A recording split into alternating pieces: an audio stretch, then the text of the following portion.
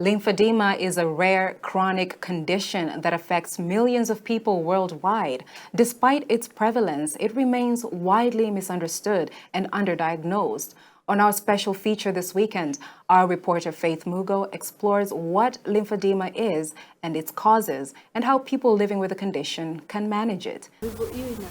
Lymphedema, normally known to many as elephantiasis, is a health condition that occurs when lymphatic system, which helps to remove excess fluid and waste from the body, is damaged or blocked, causing swelling, discomfort, and sometimes infections. That's why I've said, because it's not painful. According to Victoria Musyoka, a lymphedema specialist, this condition is largely genetic. Lymphedema is caused by either genetic shows that it's something which is in the system, which is in the generation, and it can either occur during birth or during teenage or after the age of 35. And that's why most of the people, you'll see they're swollen, their legs are swollen, and they just continue swelling, and by the time they're adults, they're big, and people say that they have elephantiasis.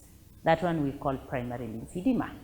One of the lymphedema victims, Guyato Wario from Marsabit, who currently resides in Meru, freely shares her story ever since her encounter with this condition. Sasa mimi nilianza hii ugonjwa toka 2007 nilikatwa na sengenge fulani. Sasa nikakaa for some months, mguu ikafura. Nikaenda hospitali kutoka sasa 1 month kuisha, mguu ikaanza kuonekana kufura. Nikapeleka hospitali, nikadungwa tetanus, another sindano ya kama 5 hivi. Kufura ikaisha, but kinonda ikupona, ikakaa kidogo. Sasa holiday nikaenda kwetu nyumbani, dispensary yako kwetu, nikaoshewa kinonda ikafungwa. Sasa nikapona kabisa. Siku moja tu nikiwa najitayarisha asubuhi kwenda madarasa, nikajikuta mguu iko tofauti rangi. Sasa nikashangaa, nilikuwa napaka mafuta, nikashangaa ni nini, kuguza mguu, kaona mguu inabondeka. Sasa nikaonyesha daktari fulani, kuna mguu inakaa shida kama hii, sijui ni nini, iniumi, but kuna vile mguu nikiguza inaingia ndani. According to Musyoka, many who would have easily healed with early intervention miss out when their situation is marred with misconceptions. There is also misconception of it, which comes because you're swollen, then people think that it is witchcraft, or others think that it's bad omen or curse, and therefore people don't go to a hospital. But this is a medical condition, just like the way you get hypertension, the way you get diabetes.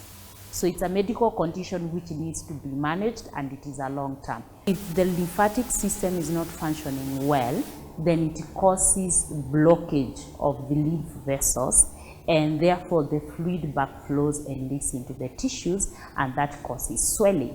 And that swelling is what we call lymphedema. Before Wario finally got a diagnosis, she unsuccessfully passed through different doctors. 2011, sasa nikapata mtoto. 2011, nikafanyiwa operation. 2012, Oktoba hapo, nikaenda sasa hospitali, nikaambiwa, daktari akaniambia nafaa kufanya Doppler. Nikafanyiwa Doppler. Daktari akasema hiyo ni ugonjwa ya varicose veins. Ipo aliniambia varicose veins below the knee ndio ilikuwa na shida. Sasa kaniambia hii ugonjwa ina dawa, kuna dawa nitakuandikia. Hiyo dawa najua inaitwa Daflon. Dawa nitakuandikia but ikuponeshi. Nikanunua dawa.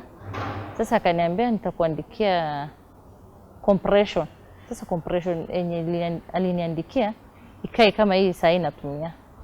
Nikivaa inaenda kuniumiza. Inanikata hapo katikati. Nasema hii stocking ni uchungu.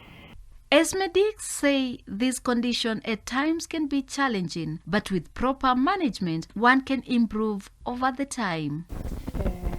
The challenges surrounding lymphedema are not few. They compromise the quality of life of a patient, especially due to the costs surrounding the treatment.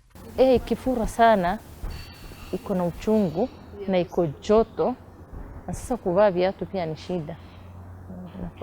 Nikikuwa tu na haja fulani yenye nitakuwa distance mrefu, hata hii ya kukuja hospitali sasa sitapata matibabu Meru penye nakaa.